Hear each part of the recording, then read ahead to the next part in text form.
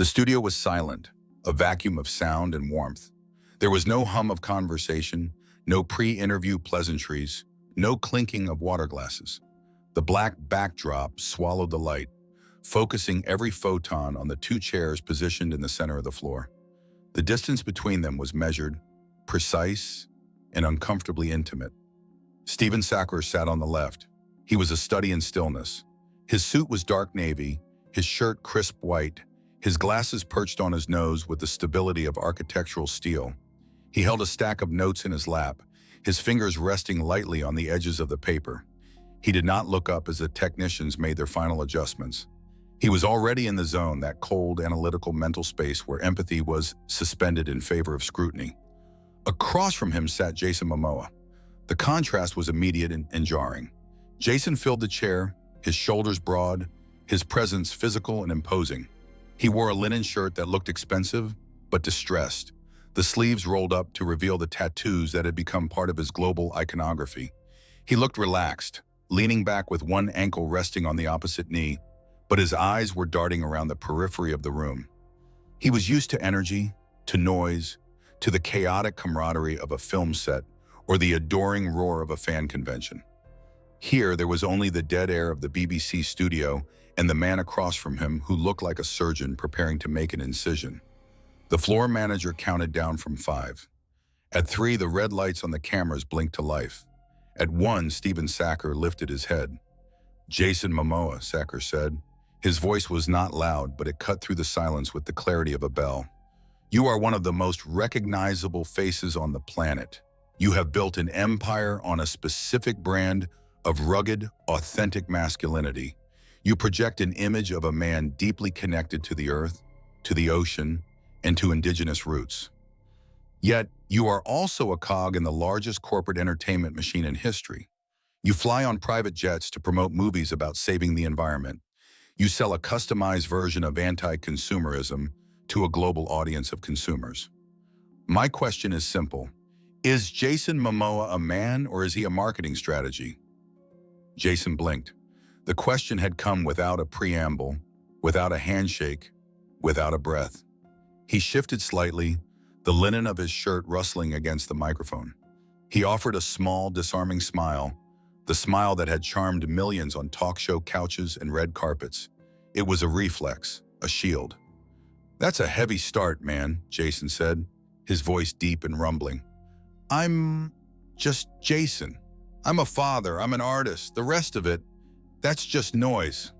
Sackur did not smile back. He did not even blink. "Noise," Sackur repeated flatly. "Let's parse that noise. You have positioned yourself as a guardian of the oceans. You have spoken passionately before the United Nations about the peril of deep-sea mining and plastic pollution. You have made yourself the face of environmental advocacy in Hollywood. And yet, in the last 24 months, you have starred in 3 massive studio franchise films that generated a combined carbon footprint larger than some small nations. You partnered with companies that produce mass-market consumer goods. You utilize the very industrial mechanisms you claim to oppose.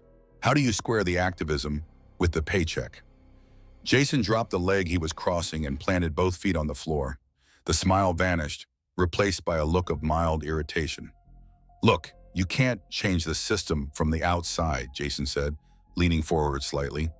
"You have to be in it. I use my platform to raise awareness. If I didn't do these movies, I wouldn't have the voice to speak at the UN. It's a trade-off. We're all trying to do our best in a messed-up world."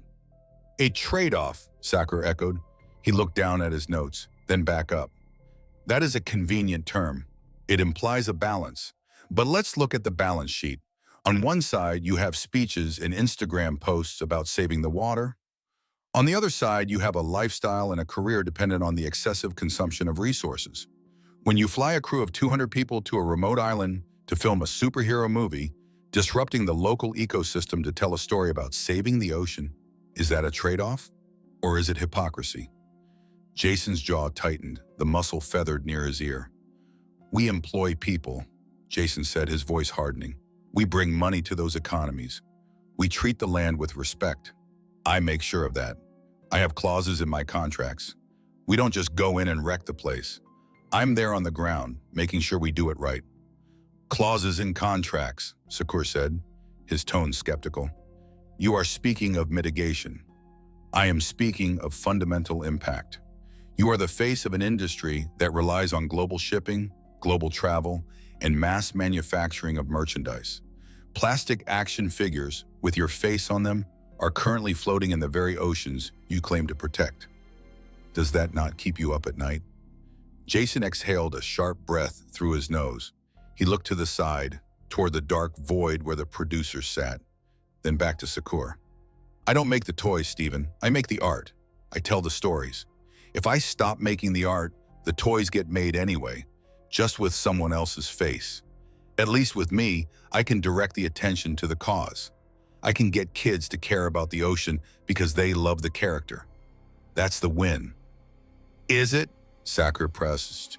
Or is that the justification you tell yourself to accept the check? You speak of the art. Let's discuss your art. You have built a career playing warriors, killers, men of violence who solve problems through physical domination. You have capitalized on a very specific, aggressive form of masculinity.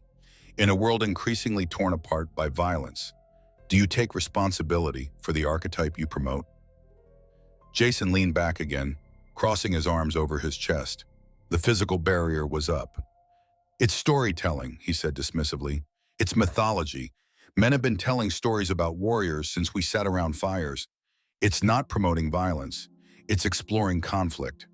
It's exploring protection. My characters, they protect people. They fight for their families. They fight, Sackur corrected. They kill. They break bones. They use force as the primary language of resolution.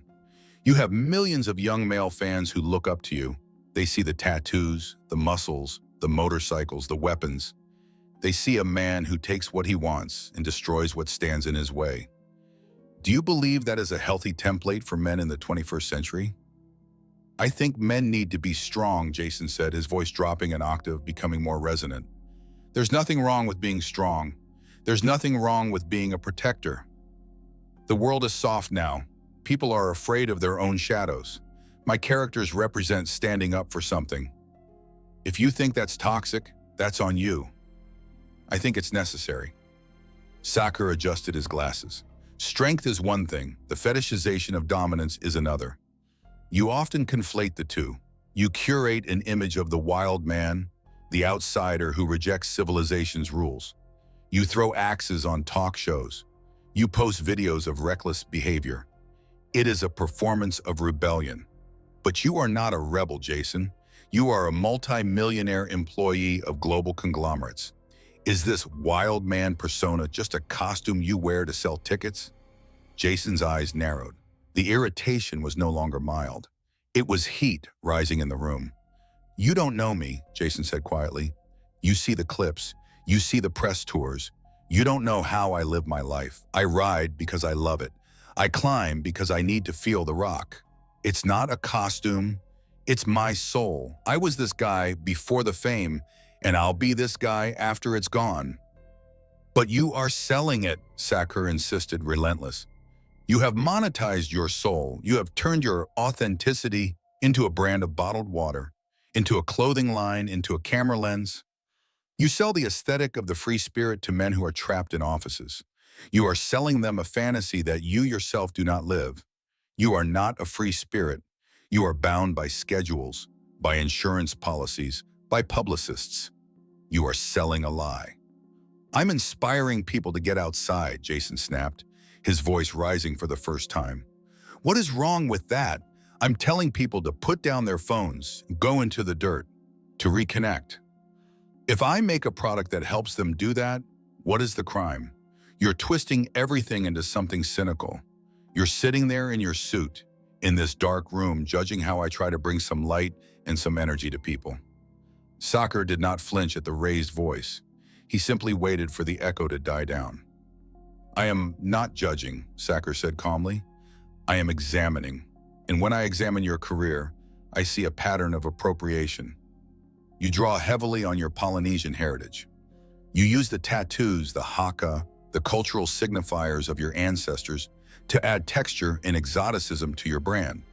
Yet you use these sacred symbols in commercial blockbusters owned by American corporations. Have you not commodified your own culture for the entertainment of the West?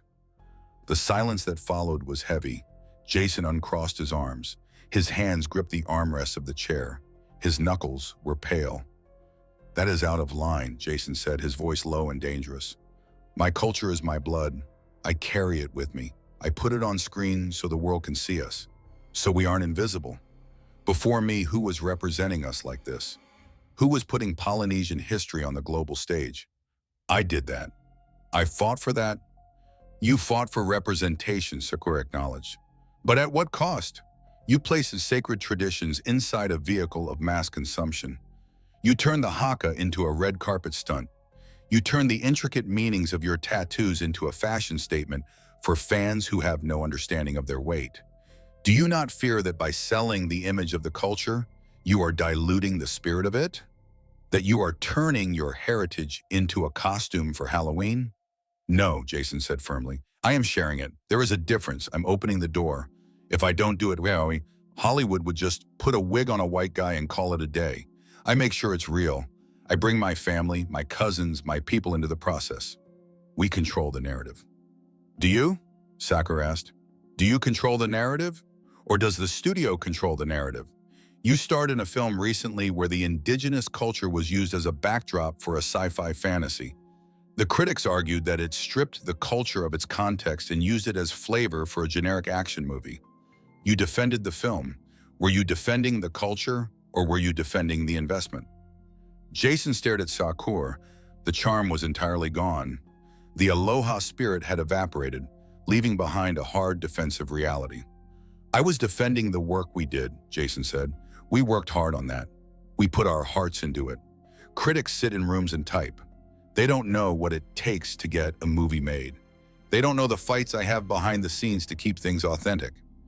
"Let's talk about those fights," Sackur said, pivoting immediately.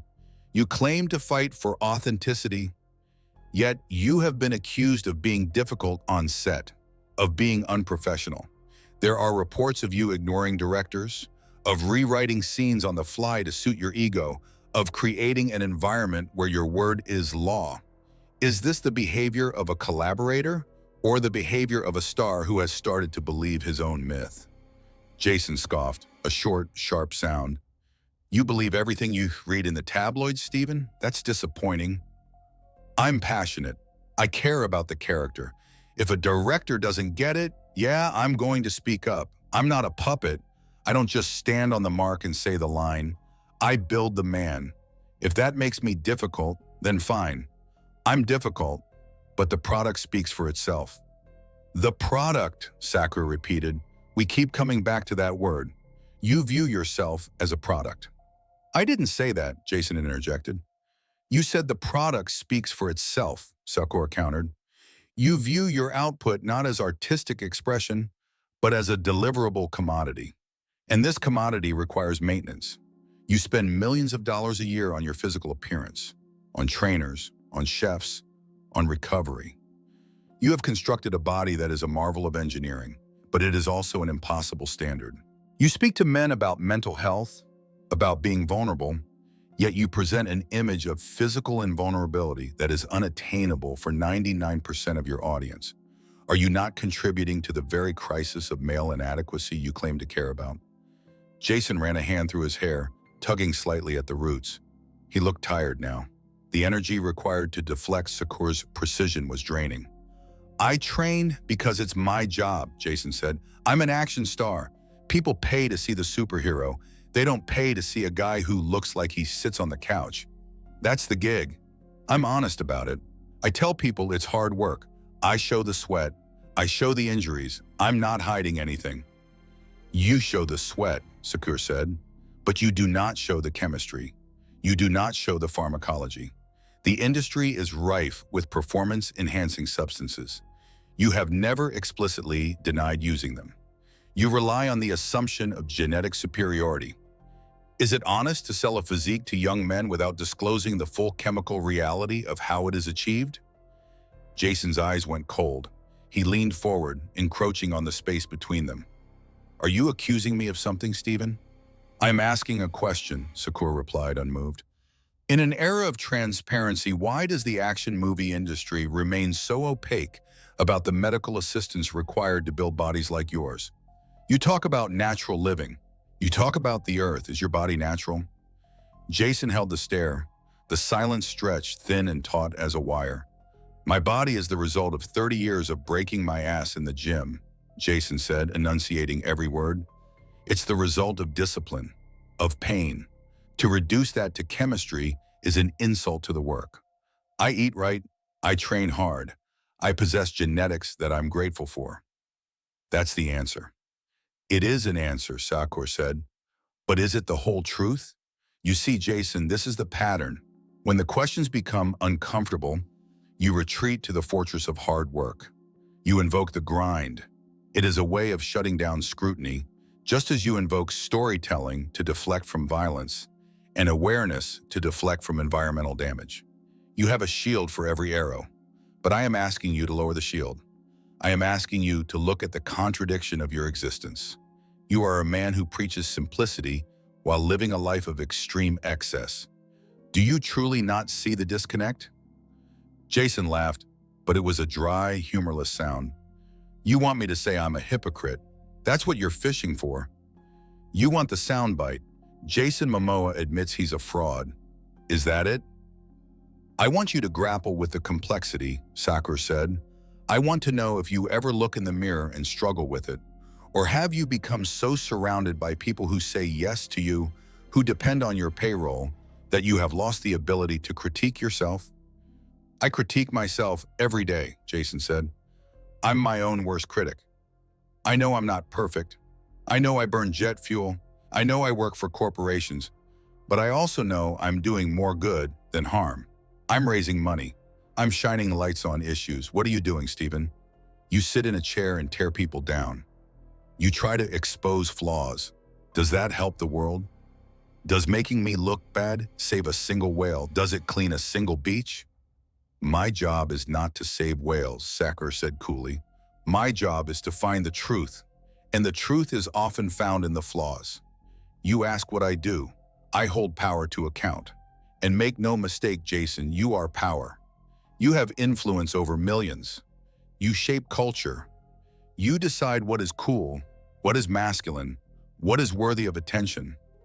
That power requires accountability. You seem to believe that because your intentions are good, your actions are beyond reproach. My actions speak for themselves, Jason said. He was shifting in his chair and looking for an exit that wasn't there. I show up, I do the work, I take care of my family, I take care of my tribe. I don't need to justify my life to you or to the BBC. Then why are you here? Sackur asked. The question hung in the air. Why did you agree to this interview? Sackur continued. You knew what this show was. You knew I was not going to ask you about your workout routine or your favorite cheat meal. You came here because a part of you wants to be taken seriously. You want to be seen as more than just a body, more than just a celebrity. You want to be seen as a thinker, an activist. But when I treat you as a thinker, when I challenge your ideas, you retreat to being a celebrity. You cannot have it both ways. You cannot demand intellectual respect while refusing intellectual scrutiny. Jason looked down at his hands. He was twisting a heavy silver ring on his finger. I didn't come here for respect, he muttered. I came here to talk about the projects, to talk about the future. The future, Sackur picked up the thread instantly. Let's talk about the future. You have hinted at entering politics. You have expressed admiration for leaders who disrupt the status quo. Given your aversion to scrutiny, given your defensiveness when challenged on basic inconsistencies in your lifestyle, do you honestly believe you have the temperament for public service? Or do you just like the idea of the power? Jason looked up. His eyes were dark. I care about people. Politicians don't. They care about votes. I don't need votes. I have a voice. If I can use that to help, I will. I don't need the title. But you want the influence, Sackur said. You want to steer the ship, but you do not want to answer to the passengers. That is not democracy, Jason. That is demagoguery. That is the celebrity savior complex. You believe that because you are famous, you are wise. But fame is not wisdom. Fame is volume. You have a very loud voice, but what are you actually saying? I'm saying, wake up, Jason said, slapping the armrest. I'm saying, look at what we're doing to the planet. Look at how we treat each other. I'm saying, love your family, love your neighbor. Is that bad advice? Is that dangerous? It is simplistic, Sackur said. It is a greeting card. It is a slogan on a t-shirt. It does not address the structural realities of the world. Telling a single mother working 2 jobs to love her neighbor and get into the dirt is patronizing. Telling a coal miner to care about the ocean while you fly overhead in a Gulf Stream is insulting. Your message is tailored for the privileged, yet you present it as universal wisdom. Jason was breathing harder now. The controlled rhythm of his chest had broken. You think I'm privileged? Jason asked, his voice tight. I grew up with nothing. I was raised by a single mother in Iowa. I fought for every inch of what I have. I wasn't handed this. I built it. Don't sit there and talk to me about privilege. You were not privileged, Sackur corrected. You are privileged. Past tense versus present tense. You cling to your origin story because it shields you from your current reality. You are no longer the outsider from Iowa. You are Hollywood royalty. You are the establishment. And the establishment hates to be reminded of its own insulation. You have lost touch, Jason. You have become the very thing you claim to fight against. An elite who lectures the masses while living by a different set of rules. Jason stood up. It wasn't a violent motion, but it was sudden. He stood to his full height, towering over the seated interviewer. He took a step away from the chair, then turned back, pacing a small circle on the black floor. Sit down, Jason, Sackur said. He did not flinch. He did not look intimidated. He looked like a teacher waiting for a student to finish a tantrum. No, Jason said. He stayed standing, his hands on his hips. I'm not sitting down for this. You're twisting my life into a pretzel to fit your narrative. You want me to be the bad guy because it makes for good TV. You want to take down the big guy. I get it. It's a sport for you. It is not a sport, Sackur said, tilting his head back to maintain eye contact. It is an attempt to get an honest answer. And your reaction, this physical display, this pacing, this intimidation, it proves my point. When you run out of arguments, you resort to sin, you resort to presence. You are trying to dominate the space because you cannot dominate the debate. Jason stopped pacing. He looked at Sackur with genuine disbelief. I'm not trying to dominate you, man. I'm trying to keep from walking out. Then sit down, Sackur said, and answer the question. Do you have a code that applies to you, or is your morality flexible depending on the size of the paycheck? Jason stared at him for a long moment.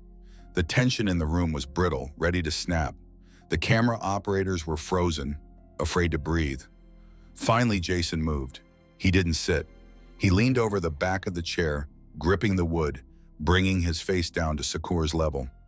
My code, Jason said, his voice a low rumble, is my family. My code is survival. You want to talk about checks? Yeah, I take the checks. I take the checks so my kids never have to worry about a thing. I take the checks so I can build a wall around the people I love and keep the madness out. If that makes me a hypocrite to you, fine. Put it in your notebook. I'm a hypocrite, but I'm a hypocrite who takes care of his own. And the rest of the world? Sackur asked, his voice soft now, almost a whisper. The world you claim to want to save. Is that just collateral damage in your quest to build your wall? Jason pushed off the chair. He straightened up, adjusting his shirt. The fire had gone out of his eyes, replaced by a cold, distant clarity. He realized in that moment that there was no winning this. There was no charm that would work here. There was no joke that would land. The world handles itself, Jason said. I handle mine. That, Sackur said, is exactly what the CEOs of the oil companies say. That is exactly what the politicians you despise say. You have just admitted that your philosophy is identical to the systems you claim to oppose. Self-preservation above all else. Jason shook his head slowly. He looked at the camera, then back at Sackur. "We're done," Jason said. "We have 10 minutes left," Sackur said. "No," Jason said. "You have 10 minutes. I have a life." He didn't wait for a response. He didn't wait for the cut. Jason Momoa turned and walked toward the edge of the set, his boots heavy on the floor. He stepped out of the pool of light and into the darkness of the studio wings. The sound of a heavy door opening and closing echoed through the room. Sackur remained seated. He did not watch Jason leave. He looked down at his notes, then removed his glasses, folding them deliberately and placing them on top of the paper. He looked into the main camera, his expression unreadable, neither triumphant nor defeated, merely finished. "Jason Momoa," Sackur said to the empty room. The lights held for a second longer, illuminating the empty wooden chair, before the director finally called, "Cut."